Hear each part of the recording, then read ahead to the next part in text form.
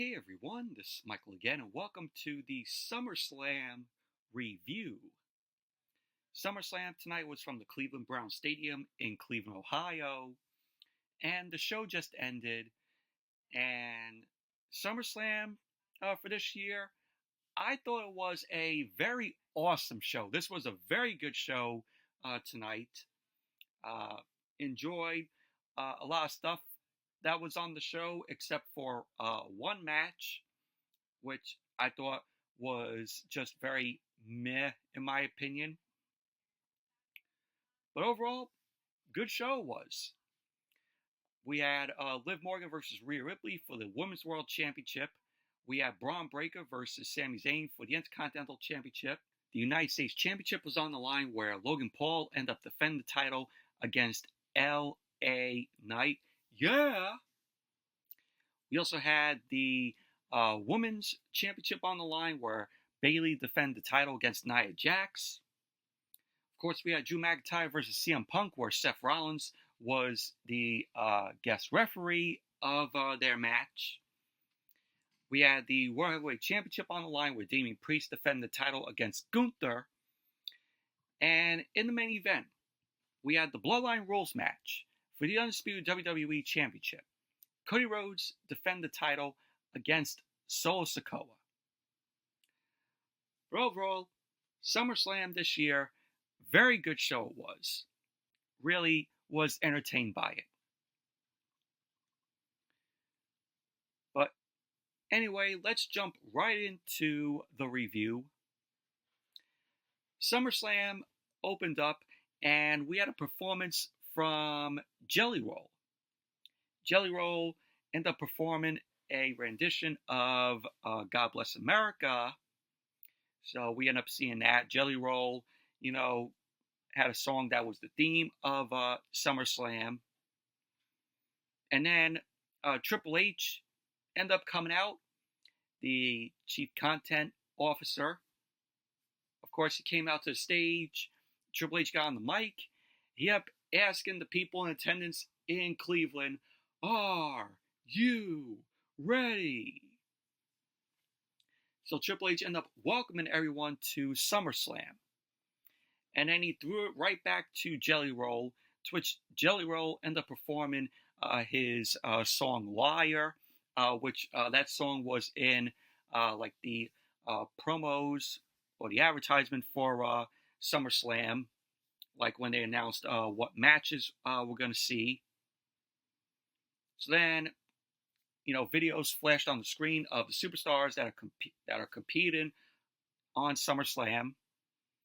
So, that was pretty cool. But I like that song by Jelly Roll called Liar. We only heard like a small preview of it, like before SummerSlam, but we had the full song play tonight, which it's a very good song. I'm not a huge fan of Jelly Roll, but as I say, his songs are pretty good.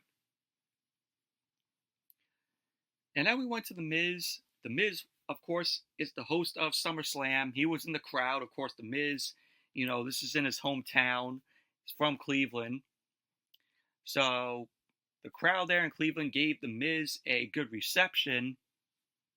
So we saw that. And then we went to the first match of the night, which surprisingly, this kicked off the show. Rhea Ripley versus Liv Morgan for the Women's World Championship. And I thought that this would be a match, that we saw on the show later on, but I was very surprised that this was the first match of the night.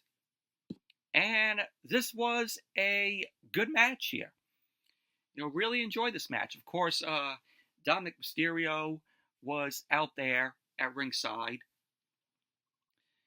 So we had Rhea Ripley end up coming out first along with Dominic, and then Liv Morgan came out. So the match got underway. We had Rhea Ripley and Liv Morgan end up staring each other down. Rhea Ripley ended up approaching Liv. Liv ended up quickly getting out of the ring. and she ended up taunting Rhea from ringside. Rhea ended up going to the outside. She started chasing Liv Morgan, but Liv Morgan got back into the ring and started laughing at Rhea.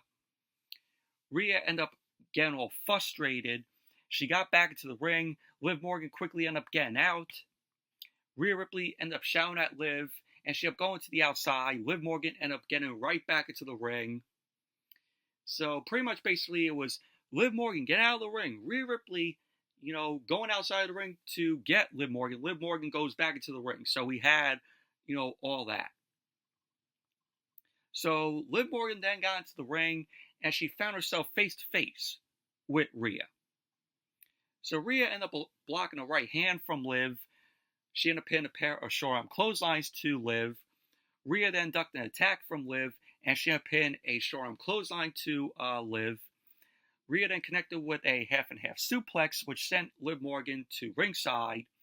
Rhea went to the outside, and she gave a high five to Dominic. And then Rhea ended up licking Dominic's cheek in front of Liv Morgan. Rhea then attacked Liv Morgan and bounced her off the barricade. And then Rhea ended up chopping at Liv's chest. Rhea then bounced Liv's face off the ring steps a few times, and she ended up putting Liv back to the ring. Rhea then sized Liv Morgan up on the canvas. She ended up going for a clothesline, but Liv Morgan ended up ducking it. Rhea then quickly ended up delivering a vicious headbutt to Liv.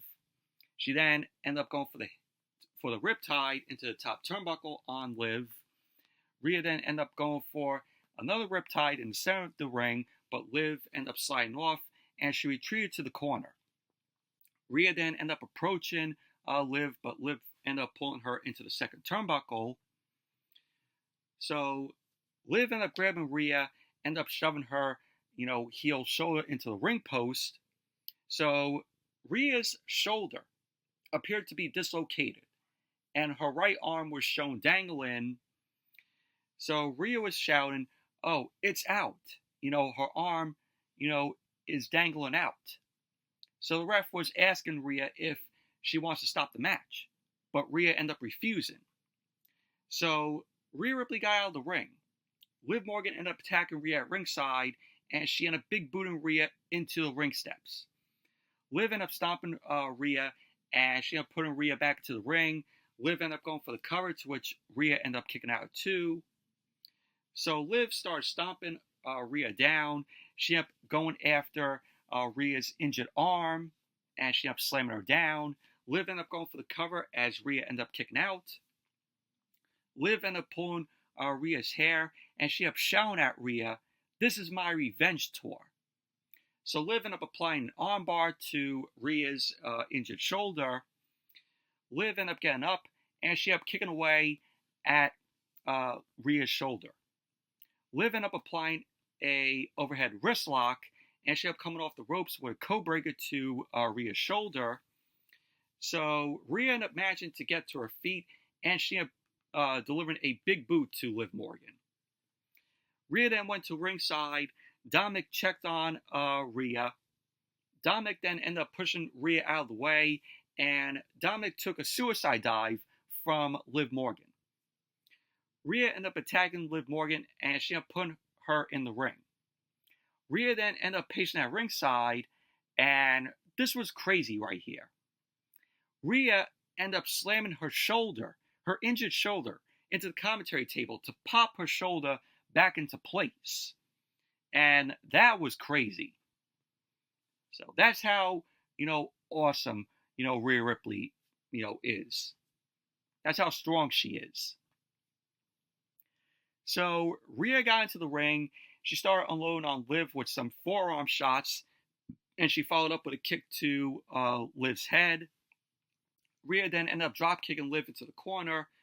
Rhea then lifted Liv and slammed her down onto the canvas. She ended up going for the cover, to which Liv ended up kicking out. So Rhea ended up sauntering around the ring. She ended up going for a riptide, but Liv countered that into a DDT. Liv ended up going for the cover. Rhea kicked out. So Rhea was shown rubbing her injured shoulder on the canvas, and she ended up hitting a snap kick to Liv Morgan's head. Liv Morgan then knocked Rhea back. She ended up going to the second rope.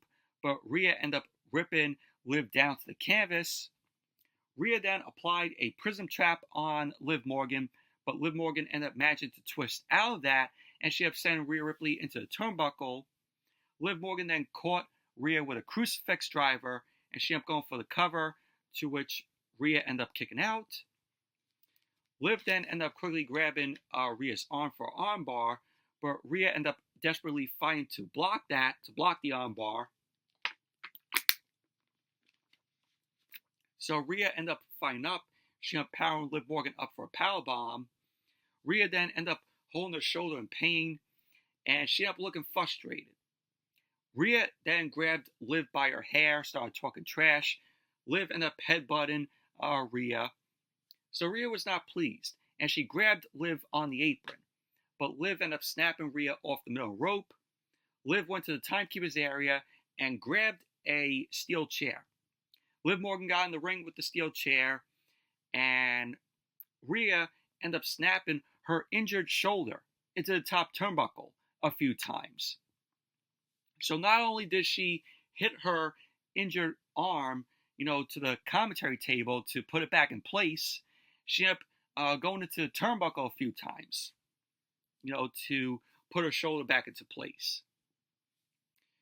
So Rhea connected with a riptide to Liv in the center of the ring.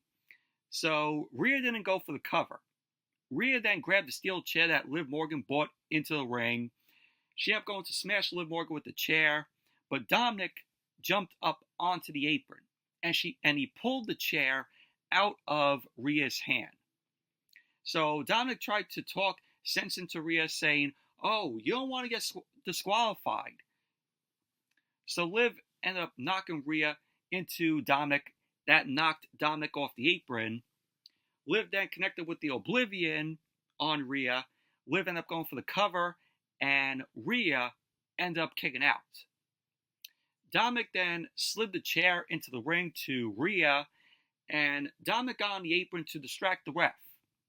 Liv Morgan then hit Rhea with the Oblivion on the steel chair, and she ended up going for the cover, and there you go. Liv Morgan ended up winning the match, retaining the Women's World Championship.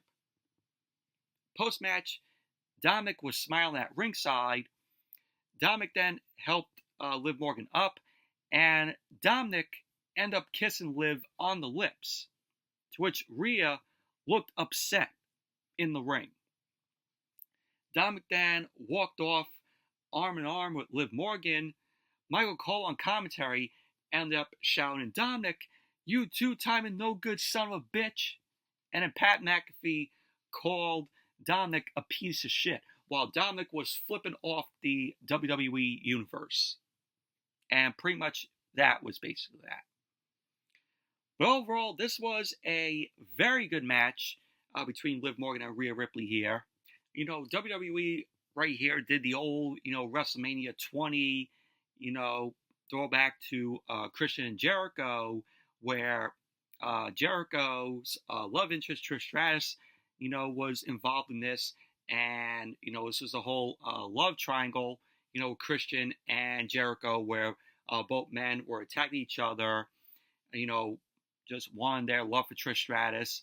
And, of course, Trish Stratus ended up turning on Jericho, slapping Jericho, several times, during that match at WrestleMania 20. This was what we saw, here. But, Dominic just ended up, tossing in the chair, and, Liv Morgan just, taking out Rhea Ripley with the Oblivion. And then, it was, like that, what we saw at WrestleMania 20. Dominic ended up turning on Rhea, which we all knew was going to happen. And Dominic, kissed Liv Morgan. That was a whole, throwback to, that WrestleMania 20 match. But overall, it was a good match. And then we had the Judgment Day Clubhouse. Damian Priest stormed in, and he was pissed off at what just happened, out there with Dominic screwing Rhea Ripley. because he was like, "Where's Dominic? Where's Dominic?" So Damian Priest ended up grabbing Balor by his shirt. He ended up asking Balor if he knew about this, to which Balor ended up telling Priest that he didn't know. Priest ended up saying that he wants to find that little prick. JD McDonough ended up saying that they'll find Dominic. So McDonough, Carlito, and Balor then walked off. Priest ended up saying, "Finn, kill this kid." So that was basically that. So little cracks are happening in the Judgment Day. So this is not the only time that the Judgment Day got screwed tonight. And then we got Bron Breakker versus Sami Zayn. This was for the Intercontinental Championship. Very good match this was. Bron Breakker is just a beast in the ring. He's really good. The crowd's behind him, where the crowd is just, doing the bark. But the match got underway. Bron Breakker immediately ended up charging at Sami Zayn. Sami Zayn ended up leapfrogging over Breakker. Breakker ended up hitting the ring post shoulder first. Breakker then fell out of the ring. Sami Zayn ended up wiping Breakker out with a somersault senton. Breakker then ended up stumbling around the ring, and he was holding his shoulder. Sami Zayn ended up going to the top rope. He leapt off the top rope, but Breakker ended up avoiding Sami Zayn. Breakker ended up hitting a corner clothesline to Sami, and he ended up backing up. Sami ended up trying to surprise Breakker with a haluva kick, but Breakker ended up avoiding that. Breakker ended up going for a military press, but his shoulder ended up giving out. So Sami Zayn hit the ropes, but Bron Breakker ended up turning Sami Zayn inside out with a clothesline, a huge clothesline delivered to Sami Zayn. Breakker then ended up hitting some shoulder thrusts in the corner to Sami, and then he started punching away at him. The referee started backing Breakker up, and he admonished Breakker. Breakker ended up shouting, "It's over." Sami Zayn then tried to catch Breakker with an explosive suplex into the turnbuckles, but Breakker blocked it. Breakker then ended up putting Sami Zayn on the top rope. Sami Zayn then elbowed Breakker down. Breakker quickly scaled the ropes, and he ended up hitting a Frankensteiner to Sami Zayn, which was great. So Breakker ended up going for the cover, and Sami Zayn kicked out. One thing that I really liked that I forgot to mention was the refs were wearing these cameras on them, so we got to see the refs' point of view while they were in the ring, like during the Rhea and Liv Morgan match. You end up seeing that. I thought that was pretty cool. I hope WWE uses that more often. Having the refs have a camera on them, so we get to see the refs' point of view while they're in the ring, refereeing the matches. So I hope they keep that. So Breakker started talking trash. He ended up pressing Sami Zayn against the ropes, and he ended up punching Sami Zayn in his midsection. Breakker ended up shouting at Sami Zayn, ended up telling him to quit. Sami Zayn responded with some slaps to Breakker's face.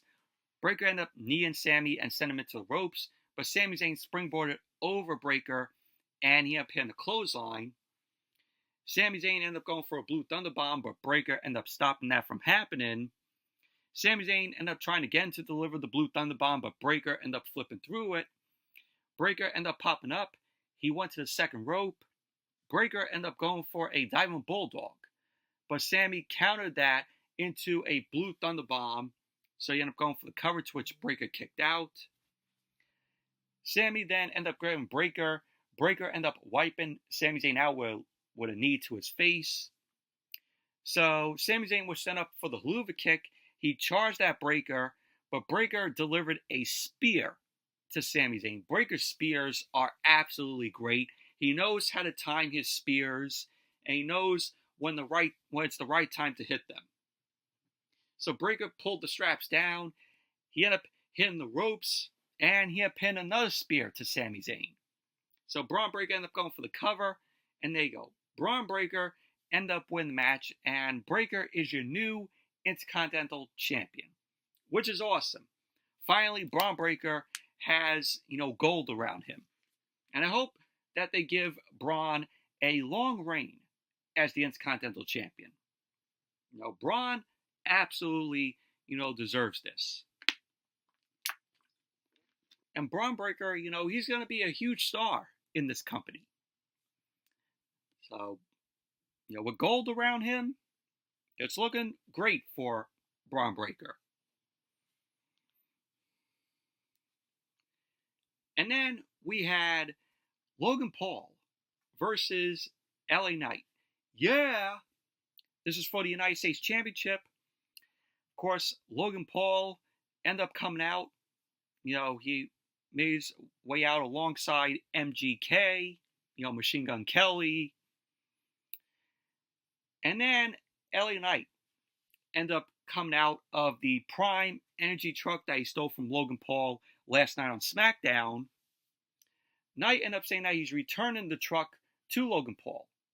He ended up saying the tint on the windows has been driving him crazy all day. So Knight then grabbed the pipe. Knight then ended up smashing the window of the truck with the pipe. And pretty much, Knight ended up making his way through backstage, through gorilla position and out to the entranceway. And this was a good match between Logan Paul and LA Knight. Finally, LA Knight, was put in a title picture, which, he rightfully deserves. So, as Knight ended up going to pose for his entrance, Logan Paul ended up attacking him. Because, Knight ended up, breaking the windows off of Logan Paul's Prime Energy truck. So both Knight and Paul end up brawling at ringside. Knight ended up headbutting Logan Paul. Knight then drove Logan Paul hard into the barricade. Knight then bounced Logan Paul off the ring apron, and he ended up wiping him into the Prime Energy hydration station. It's near the barricade and almost near the commentary table. So Knight then starts to taunt MGK. Logan Paul ends up spinning some Prime drink into Knight's face, and he speared Knight into the apron. Logan Paul started to clear off the commentary table. Knight then popped up, and he bounced Logan Paul's face off of the commentary table a few times. And then Knight ended up smashing Logan Paul's head with the Prime Energy drink. So Knight ended up putting Logan Paul on the commentary table. He put him on his shoulders for a torture rack neck breaker, and the table did not even break. The commentary table didn't even break. So Knight ended up putting Logan Paul in the ring, and the match officially got underway. The bell rang. Knight started showing the way at Logan Paul's midsection. He ended up sending Logan Paul into the ropes. Knight ended up blowing his head, and he ended up eating a kick from Logan Paul. But Knight ended up coming back with an inverted atomic drop on Logan Paul, which was followed by a clothesline. So Knight ended up going for the cover, and Logan Paul ended up kicking out. So Knight ended up going for an elbow drop, but Logan Paul ended up getting his knees up. Knight ended up going for a back suplex, but Logan Paul flipped through. He ended up sending Knight into the ring post shoulder first. And that's already 3 matches. This match and Sami Zayn versus Bron Breakker and Rhea Ripley versus Liv Morgan. The ring post was a factor in these 3 matches. So Logan Paul ended up sending Knight into the ring post again. Logan Paul ended up trying for a 3rd time to send Knight into the ring post, but Knight ended up finding out. Logan Paul ended up quickly clotheslining Knight down, and he started punching away at him. So Logan Paul then big booted Knight down as the crowd was chanting, "You suck" to Logan Paul. So Logan Paul ended up hitting a split leg drop for a near fall. So both Knight and Logan Paul, they were trading right hands. Knight ended up kicking Logan Paul, started to jab at him. Knight countered a whip into a gut wrench suplex to Logan Paul, and he ended up going for the cover, to which Logan Paul ended up kicking out. Logan Paul then mocked Knight, and he hit the ropes. Knight ended up popping up, and he delivered a power slam to Logan Paul. Knight ended up getting up, and he tackled Logan Paul to the corner. He started unloading on Logan Paul with some right hands. Knight ended up sending Logan Paul sternum first into the turnbuckles. He ended up grabbing Logan Paul by his throat and pushed him to the corner. And Knight started punching Logan Paul down. Knight then connected with a running knee, and Logan Paul ended up missing a clothesline from Knight, and Knight connected with a side effect on Logan Paul. Knight ended up going to the second rope, and he was waiting for Logan Paul to roll over.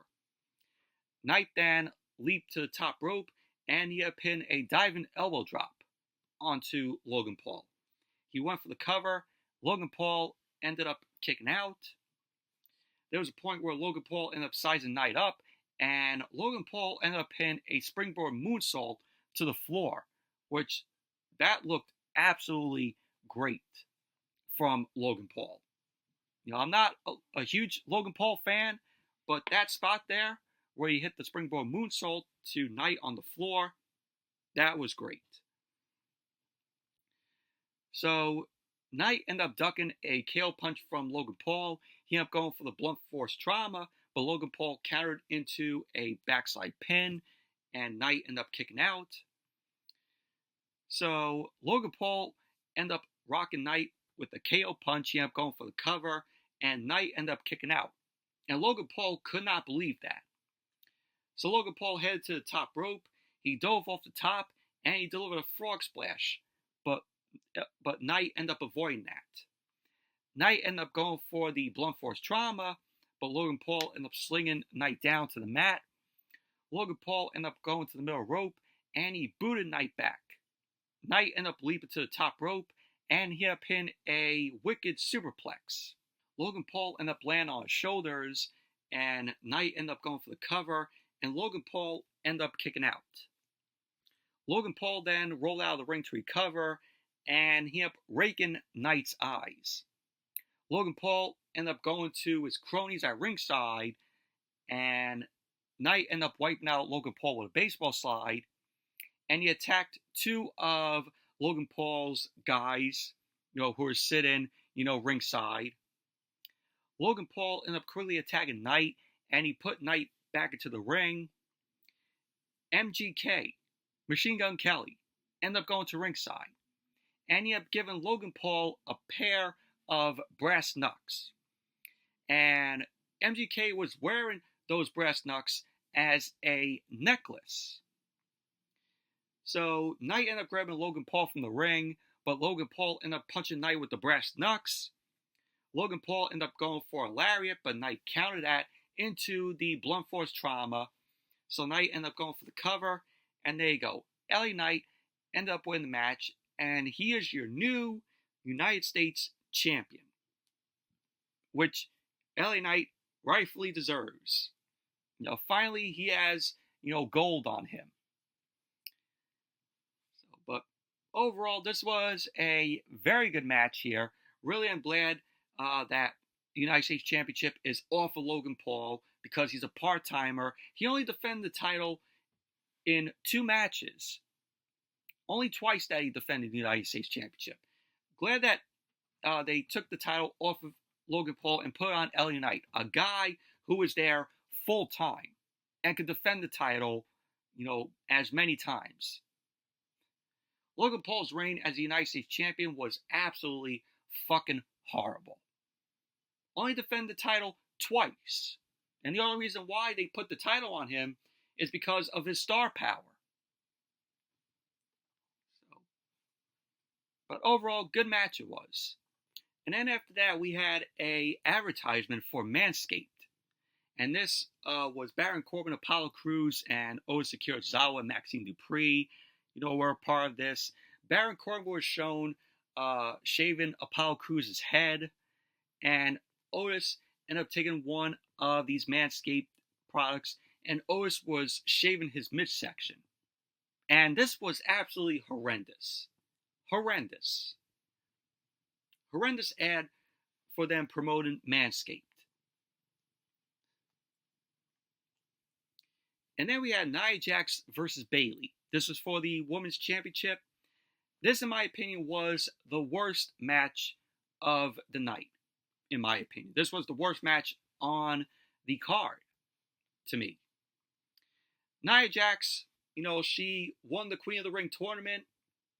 She would get a shot at the Women's Championship, against Bayley. That's how this was booked. And this was just very meh, in my opinion. So the match ended up getting underway. Bayley ended up attacking Nia Jax with some strikes. Bayley ended up knocking Nia Jax into the ropes, and she ended up twisting Nia's arm on the ropes. Nia Jax ended up fighting back with a powerbomb attempt on Bayley, but Bayley countered that with a jawbreaker to Nia Jax. Bayley ended up charging at Nia, but Nia ended up flattening Bayley with a Samoan drop. Nia then ended up knocking Bayley to the ropes, and she ended up driving Bayley into the bottom rope and threw her across the ring. Nia then ended up dropping an elbow onto Bayley. Nia then ended up choking Bayley on the bottom rope. Bayley ended up coming back. She ended up kicking Nia back, but Nia ended up shoving Bayley into the corner and started clubbing Bayley down. Nia then ended up hitting Bayley. She did the stink face on Bayley. So Nia ended up applying a Cobra Clutch on Bayley in the center of the ring. Bayley ended up managing to power out of that Cobra Clutch with a back suplex to Nia. Nia ended up getting to her feet, and she ended up flapjacking Bayley on the top rope. Bayley ended up taking Nia Jax down with a running forearm. Nia ended up getting up, and she ended up approaching Bayley. Bayley ended up pulling Nia out of the ria ended up quickly taking Bayley down. She ended up going for a leg drop on the apron, but Bayley moved out of the way. Of course, Nia ended up landing on her ass, just throwing the whole "my hole." So Bayley ended up knocking Nia into the barricade, and she ended up coming off the ring steps with a Luthes press. Bayley started punching away at Nia, and she ended up putting Nia back into the ring. Bayley headed to the top rope, but Nia ended up sweeping Bayley's feet. Nia ended up pulling Bayley off the top rope for a delayed vertical suplex, but Bayley countered that into a guillotine, and that was pretty cool. She also used that on Nia Jax when they had their match at NXT TakeOver London. So that's not the first time that Bayley, did that to Nia. So Nia ended up hitting a rolling senton, and she followed up with a leg drop to Bayley. Nia ended up going for the cover, and Bayley ended up kicking out. And there was a point where Nia ended up flattening Bayley with a Uranagi. She ended up dragging Bayley into the corner. She went up to the second rope to deliver the Annihilator, to which Nia Jax ended up doing the Annihilator on Bayley. And Bayley somehow kicked out of that. And nobody's kicked out of Nia Jax's Annihilator. So Nia Jax was in absolute disbelief that Bayley kicked out of the Annihilator. So at the end of the match, we had Nia Jax end up delivering a Samoan drop to Bayley on the floor. Nia Jax got Bayley back into the ring and avalanched Bayley in the corner. Nia Jax ended up smashing Bayley in the face with a running hip attack. Nia Jax headed to the second rope for the Annihilator, but Bayley popped up, ended up attacking Nia.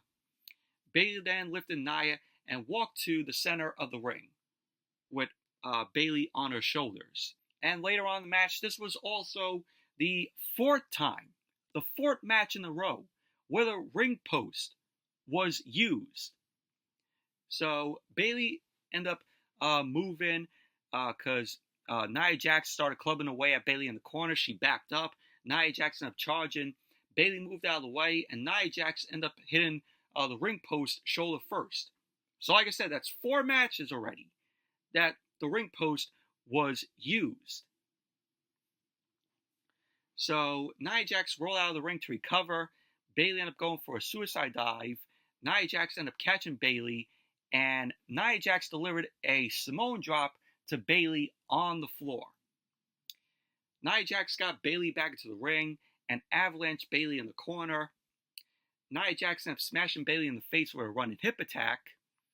Nia then headed to the second rope for the Annihilator, but Bayley ended up popping up and started attacking Nia Jax. Bayley then lifted Nia Jax and walked to the center of the ring with Nia Jax on her shoulders. Bayley then ended up dropping Nia Jax with a powerbomb, which that was crazy. So Bayley headed to the top rope and she had pinned a diving elbow drop. She went for the cover and Nia Jax ended up kicking out. So then all you heard was, "It's Tiffy time." And the crowd went wild as Tiffy Stratton ended up running down to the ring with a referee and teasing to cash in the Money in the Bank briefcase, which, Tiffy Stratton ended up receiving a new briefcase from Nia Jax last night on SmackDown, which was all pink. It's the Pepto-Bismol briefcase. So Tiffy Stratton got on the apron. Bayley ended up punching Tiffy Stratton down.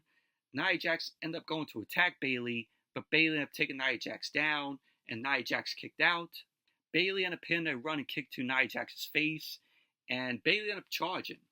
But Nia Jax ended up crushing Bayley with a powerbomb. Nia Jax then ended up delivering another powerbomb to Bayley. Nia Jax ended up going to the second rope, and she had pinned the Annihilator onto Bayley. Nia Jax then popped up, and she had pinned a second Annihilator on Bayley. So there you go. Nia Jax ended up winning the match, and she is your new women's champion. Post-match, Nia Jax celebrated her win of the women's championship. Tiffy Stratton ended up celebrating with her, and it showed that this was a plan all along. So Nia Jax is your new women's champion. But you never know. Tiffy Stratton will cash in that Money in the Bank briefcase if Nia Jax is still the champion. So I have a sense that Tiffy Stratton is going to cash in the Money in the Bank briefcase on Nia Jax. And whenever that happens, the next women's champion will be Tiffy time. Tiffy Stratton. And I can't wait until that happens.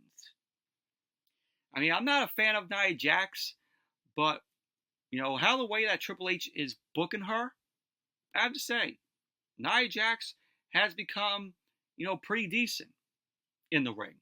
She's not injuring anybody as, she was under, the old regime, Vince's regime.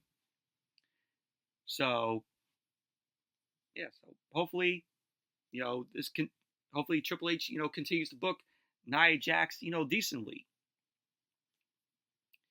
So let's see how, Nia Jax does as women's champion. But overall, the match was just very meh. It was the worst match on the card.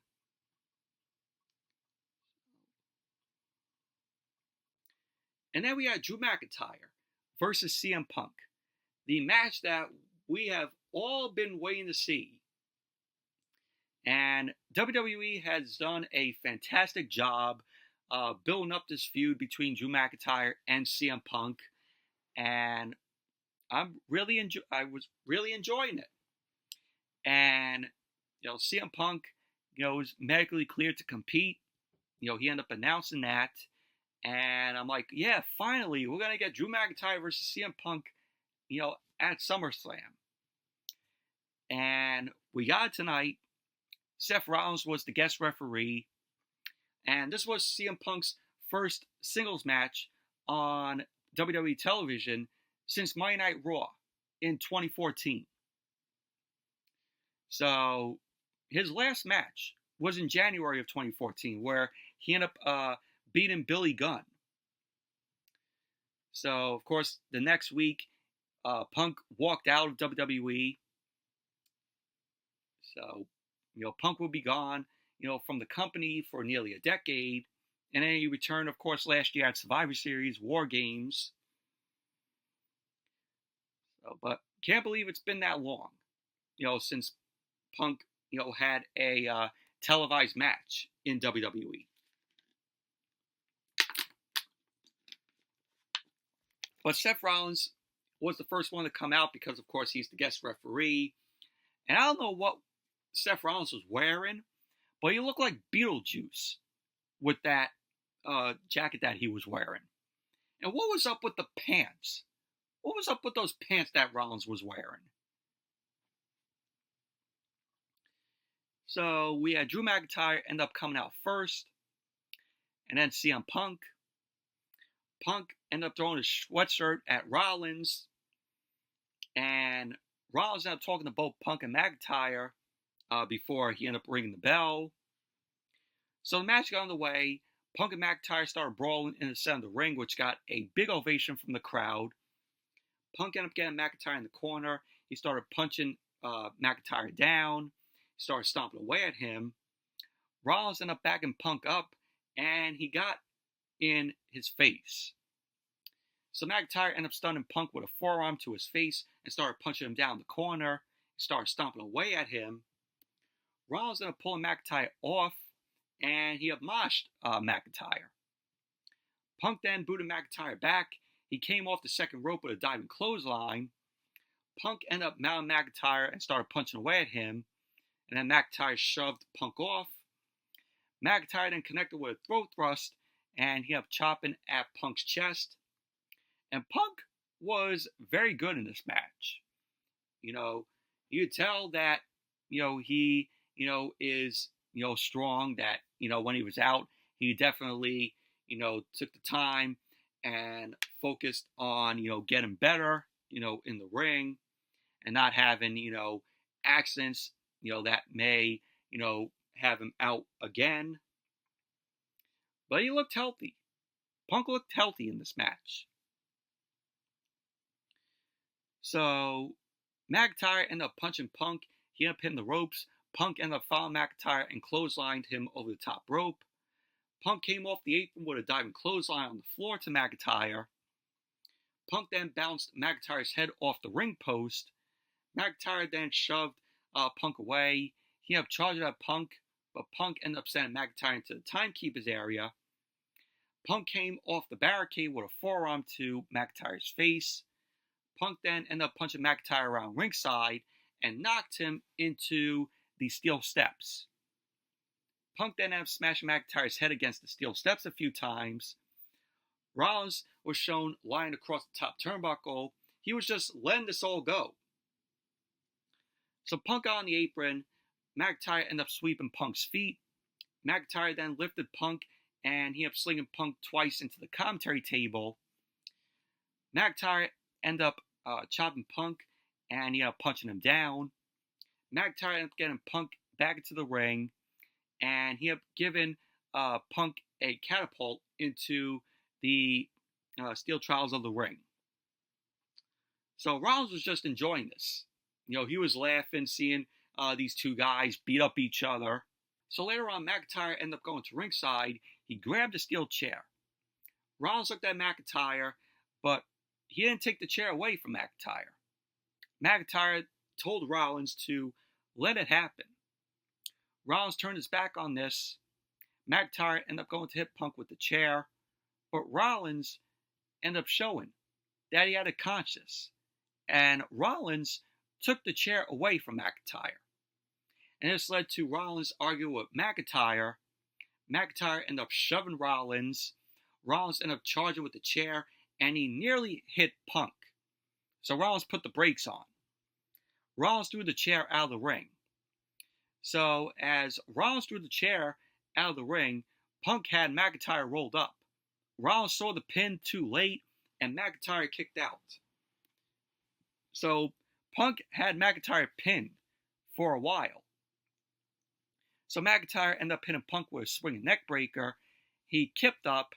McIntyre ended up going into his trunks, and he pulled out Punk's bracelet. Of course, with his wife, AJ Lee, and his dog, Larry, names on the other bracelet. McIntyre put the bracelet on, and ended up going for a Claymore kick, but Punk ended up kicking McIntyre down. Punk then ended up dropping McIntyre with a swinging neck breaker. Punk got to his feet. He ended up hitting McIntyre with a running knee in the corner. Punk ended up backing up. He ended up hitting a second running knee to McIntyre. He then ended up hitting a third running knee to McIntyre, and then he hit the clothesline on him. So Punk headed to the top rope for a diving elbow drop to McIntyre. Punk ended up going for the cover, and McIntyre kicked out. Punk quickly transitioned into an Anaconda Vice attempt, to which McIntyre ended up fighting out of it, but Punk eventually locked the Anaconda Vice in. So as Punk applied the Anaconda Vice, he pulled his bracelet off McIntyre's wrist. Punk picked up the bracelet and he turned into a Claymore kick from McIntyre. McIntyre ended up going for the cover and Punk kicked out. So we had McIntyre end up kneeling in the ring. He looked frustrated because Punk kicked out.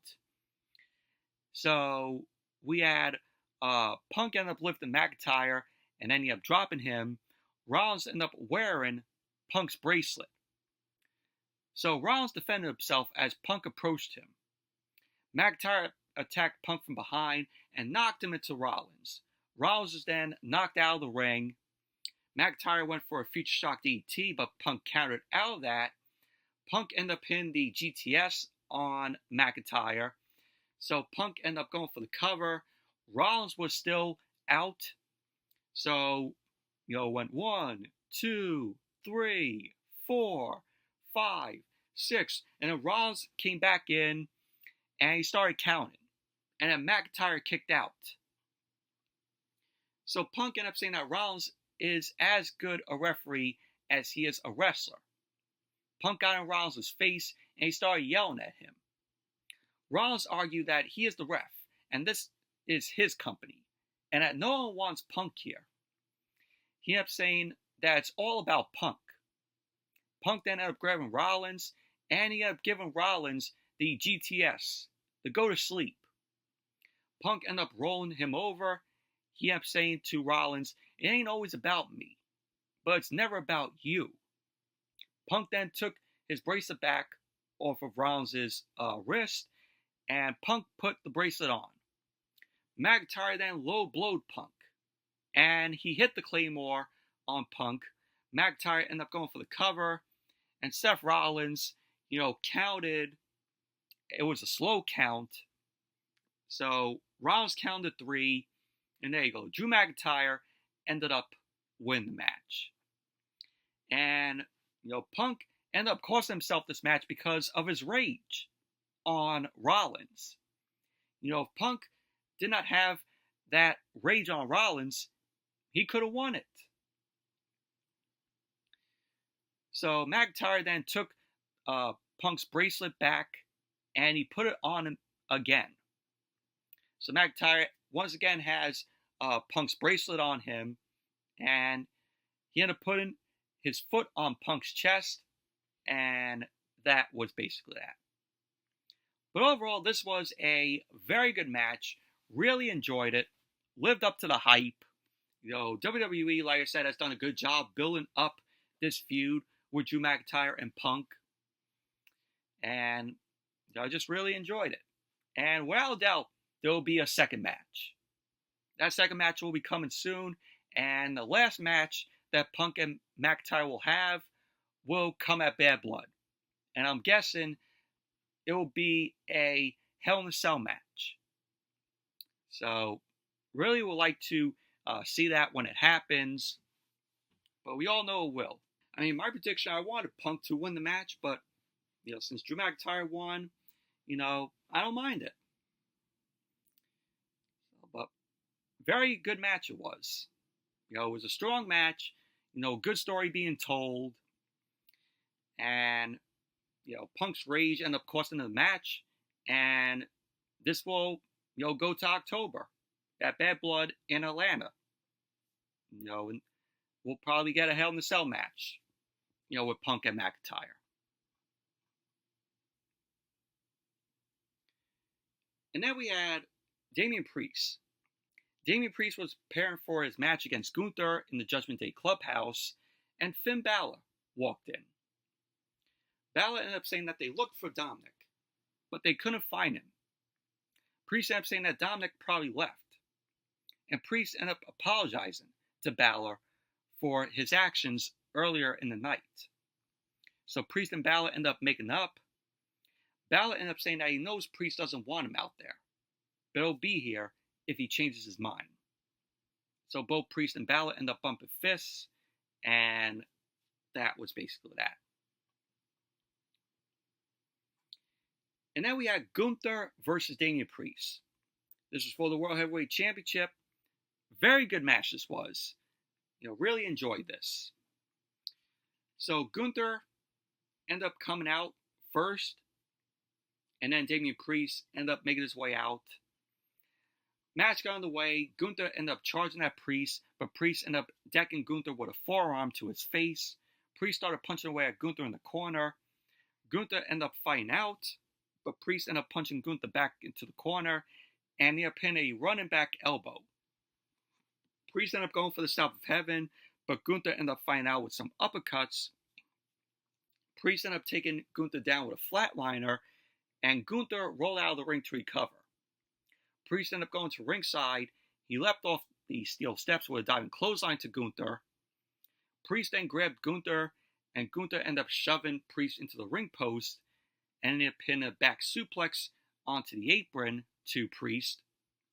Gunther then shoved Priest into the ring apron, and he ended up chopping at Priest's chest. So Gunther ended up getting into the ring. He elbowed Priest in the head.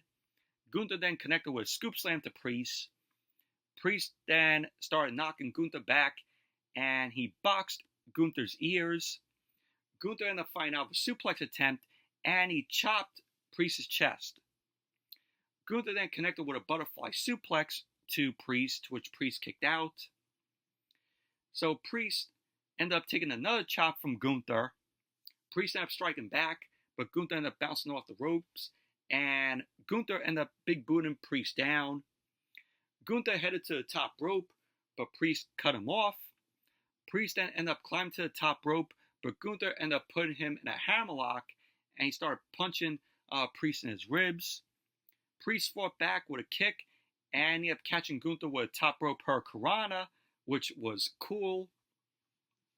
Priest then followed up with the broken arrow on Gunther. He ended up going for the cover, and Gunther kicked out.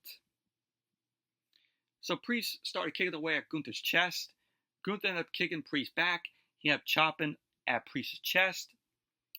Priest then responded with a kick to Gunther, and both guys started exchanging hard chops in the center of the ring. So Priest ended up hitting a series of kicks to Gunther, and he had taken Gunther down. And Gunther's chest, at this point in the match, was shown bleeding. Yeah, his chest was bleeding from those chops. So Gunther got up, he started chopping Priest. Priest ended up blocking out and kicked Gunther in his midsection. Priest ended up going for a clothesline, but Gunther ended up chopping him. Priest quickly ended up coming back with a super kick. He ended up going for an avalanche in the corner to Gunther, but Gunther moved out of the way. Gunther ended up catching Priest with a drop kick, and Gunther followed up with a powerbomb. So Gunther ended up going for the cover, and Priest ended up kicking out. So later on in the match, Finn Balor appeared at ringside. He started pounding the mat to get Priest fired up. Gunther ended up wrenching Priest's arm, and he chopped at Priest's chest. Gunther then ended up grabbing Priest's arm, and he chopped Priest's chest. Priest started to fight back, but Gunther ended up rocking Priest with a boot to his face. So Gunther started talking trash to Priest and kicked him in the head. Gunther ended up kicking Priest in his ribs, and he looked at Balor, and he ended up booting Priest in the head from the ring. So we had Priest later on. He connected with a South of Heaven on Gunther. He ended up going for the cover, and Balor put Gunther's foot on the bottom rope. Priest was not aware that Balor ended up putting Gunther's foot on the bottom rope to break up the pin. Priest saw a replay of that, and after the replay was shown, he turned to look at Balor. So Priest ended up going for Balor, but Gunther ended up pulling Priest into the ring with a sleeper hold. Gunther ended up clinching in the sleeper hold as Balor was sneering at Priest. Priest started to fade, but Priest had like a little burst of energy, He rolled over to cover Gunther, to which Gunther kicked out. Priest quickly then grabbed Balor by the throat, but Gunther pulled Priest back. Gunther ended up hitting Priest with a powerbomb in the center of the ring, and then he applied the sleeper hold. So Priest was out. The ref called for the bell. So there you go. Gunther is your winner, and he is your new World Heavyweight Champion. And pretty much that was basically that. But yeah, cracks are forming in the Judgment Day. So you had, Dominic Turner's, screwing Rhea earlier in the night, and Balor screwing Priest. So yeah, the Judgment Day is quickly, over. But overall, very good match between Gunther and Damian Priest here. And Gunther will be the longest reigning World Heavyweight Champion. I predict that. It's going to happen. Gunther's going to have a very long reign as the World Heavyweight Champion.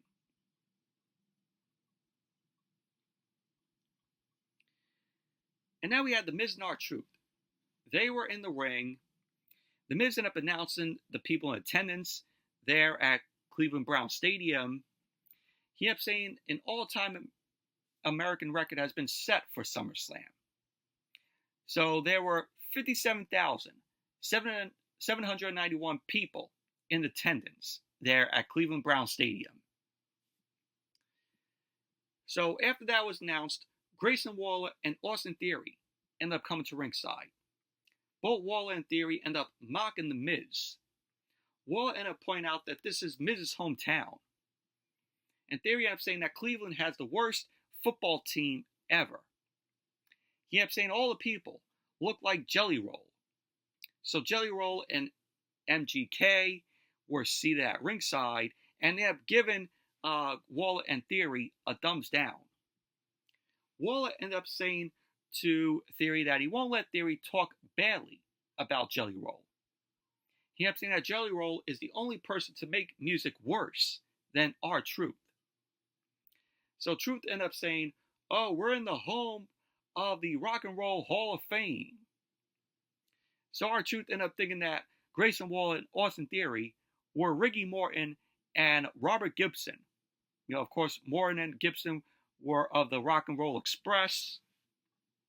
So Jelly Roll got into the ring with a steel chair. Miz and R-Truth ended up attacking both Waller and Theory. Jelly Roll ended up hitting both Waller and Theory in the back with a steel chair. Jelly Roll then grabbed Theory by his throat, and Jelly Roll ended up giving Theory a choke slam. So Jelly Roll ended up signaling for the 5-knuckle shuffle like John Cena. So Miz and R-Truth ended up joining in with Jelly Roll, and they ended up doing a 15-knuckle shuffle on Austin Theory. And pretty much that was basically that. Jelly Roll celebrated with Miz and R-Truth in the ring, and that was that. But did you all care about this?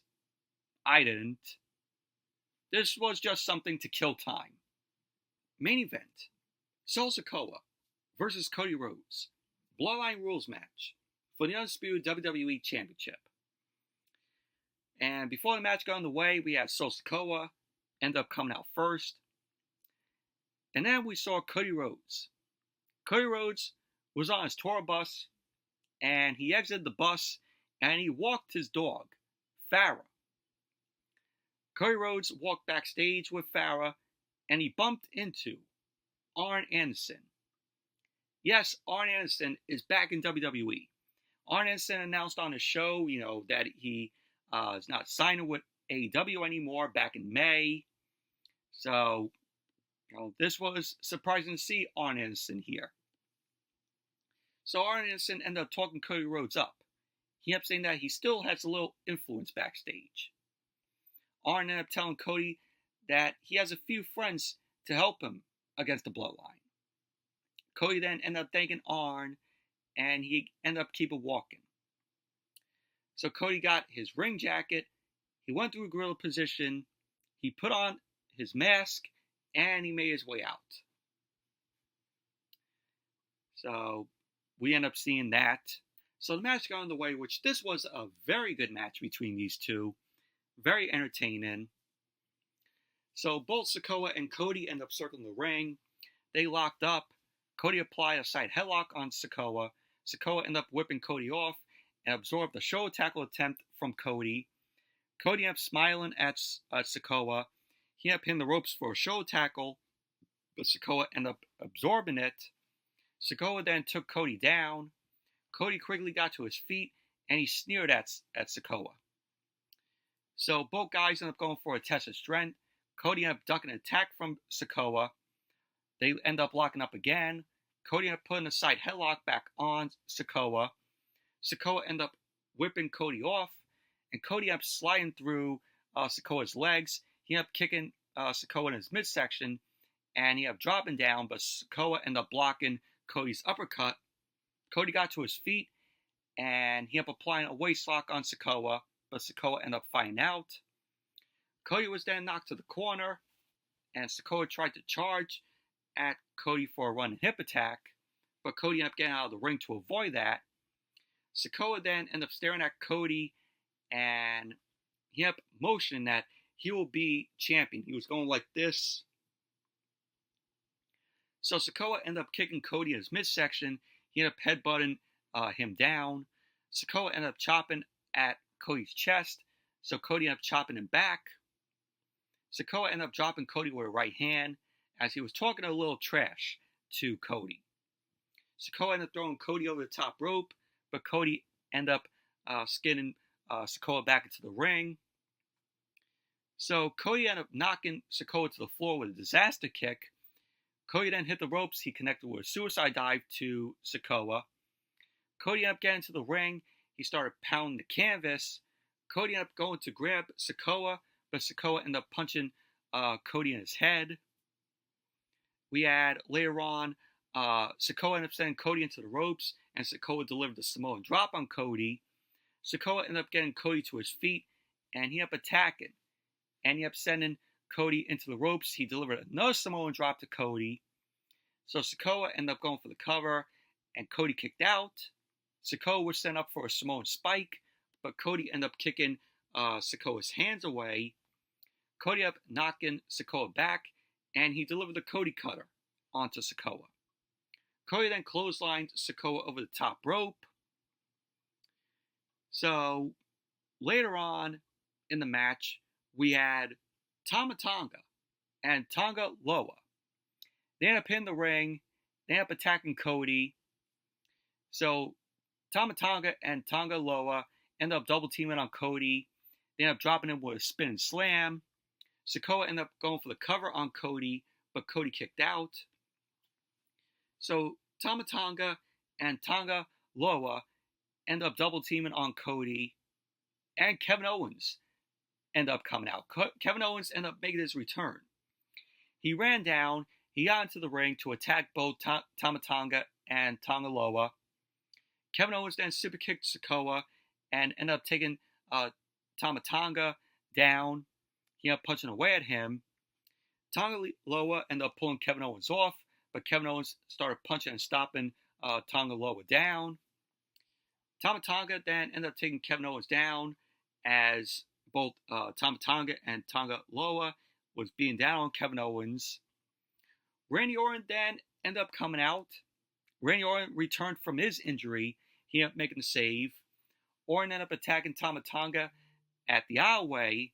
Orton ended up getting into the ring. He ended up dropping Tonga Loa with an RKO. Kevin Owens ended up hitting Tama Tonga with a stunner.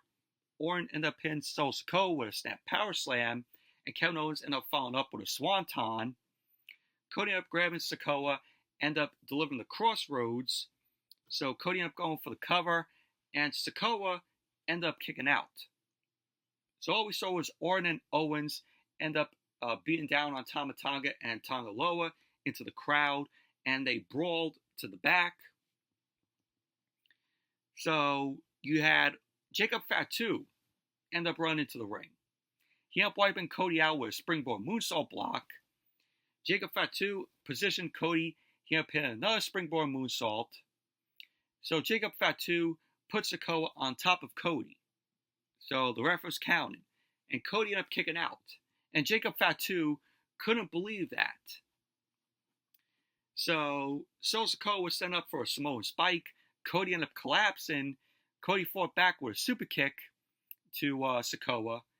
He scaled the ropes for a Cody cutter. And all of a sudden, we hear Roman Reigns' music end up hitting. And the crowd erupted. What a moment it was. So Roman Reigns made his way to the ring. Roman Reigns returned. He returned after losing the title at WrestleMania 40. So Reigns got into the ring. He dropped Sikoa with the Superman punch. Reigns ended up letting out a scream, and he delivered a spear to Sikoa. Reigns then turned around. He looked at Cody, because Cody ended up ending his legendary title reign at WrestleMania, which I am glad I got to be there live and see that moment happen. You know, Cody ending Roman's title reign. So Roman didn't even do anything to Cody, and he walked away. Cody kept his eyes on Reigns, and he grabbed Sikoa. Cody then looked at Reigns as he delivered the crossroads to Sikoa. So Cody ended up going for the cover, and there you go. Cody Rhodes ended up winning the match, and he still retains the Undisputed WWE Championship. Post-match, Roman Reigns put his head down because he didn't want to help Cody retain the title. So Sikoa was shocked. He was seated at ringside with Jacob Fatu kneeling behind him. He was pissed. And pretty much that was how SummerSlam went off the air.